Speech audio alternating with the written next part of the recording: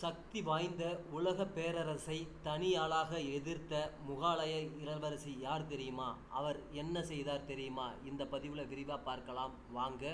சமீபத்தில் இந்தியா பாகிஸ்தான் இடையே நடந்த மோதலில் துருக்கி பாகிஸ்தானுக்கு ஆதரவு நிலைப்பாட்டை எடுத்து. இது இந்திய துருக்கி உறவில் விரிசலை ஏற்படுத்தியது.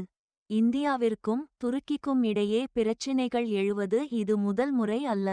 பல நூற்றாண்டுகளுக்கு முன்னரே, குறிப்பாக ஒட்டோமான் பேரரசின் ஆட்சி காலத்தில் இந்தியாவிற்கும் துருக்கிக்கும் இடையே மோதல்கள் ஏற்பட்டுள்ளது. முகலாய பேரரசர் பாபரின் மகள் மற்றும் பேரரசர் அக்பரின் அத்தையான முகலாய இளவரசி குல்பாதன் பேகத்தின் கதைதான் இது.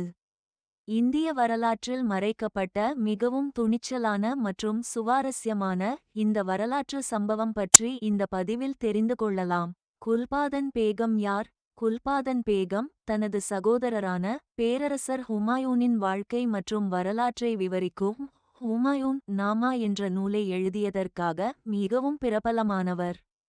ஹுமாயூனின் மகனும் வாரிசுமான பேரரசர் அக்பரின் வேண்டுகோளை ஏற்று அவர் இந்த நூலை எழுதினார். ஹுமாயூன் நாமா அவரது அசாதாரண எழுத்துத்திறனை வெளிப்படுத்தும் ஒரு அற்புதமான படைப்பாக இருந்தாலும், 1517ஆம் ஆண்டு முதல் 1924ஆம் ஆண்டு முதல் உலகப் போருக்குப் பிறகு அதன் வீழ்ச்சி வரை எகிப்து, கிரீஸ், துருக்கி, ருமேனியா, இஸ்ரேல், லெபனான், சிரியா மற்றும் அரேபிய தீபகற்பத்தின் பெரும்பகுதியை துருக்கியை ஆண்ட சக்தி வாய்ந்த கலீஃபாவான ஒட்டோமான் பேரரசின் வலிமையை அவர் தனியாக எதிர்கொண்டது பற்றிய வரலாற்று சம்பவம் உள்ளது.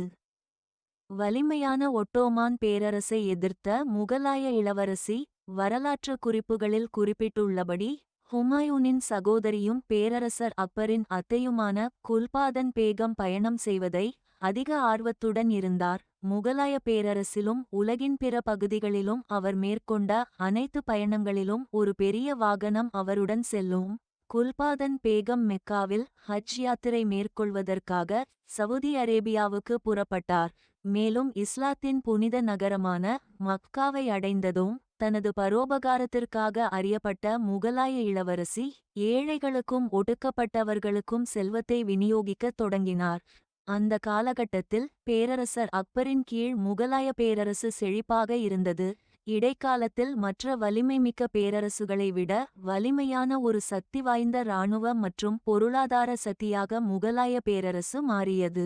குல்பாதன் பேகத்திற்கு எதிராக ஒட்டோமான் பேரரசு எடுத்த நடவடிக்கை, குல்பாதன் பேகத்தின் தன்னலமற்ற தொண்டு, அந்த காலகட்டத்தில் அரேபிய தீபகற்பத்தை ஆண்ட வலிமைமிக்க ஒட்டோமான் பேரரசின் கோபத்தை ஈர்த்தது.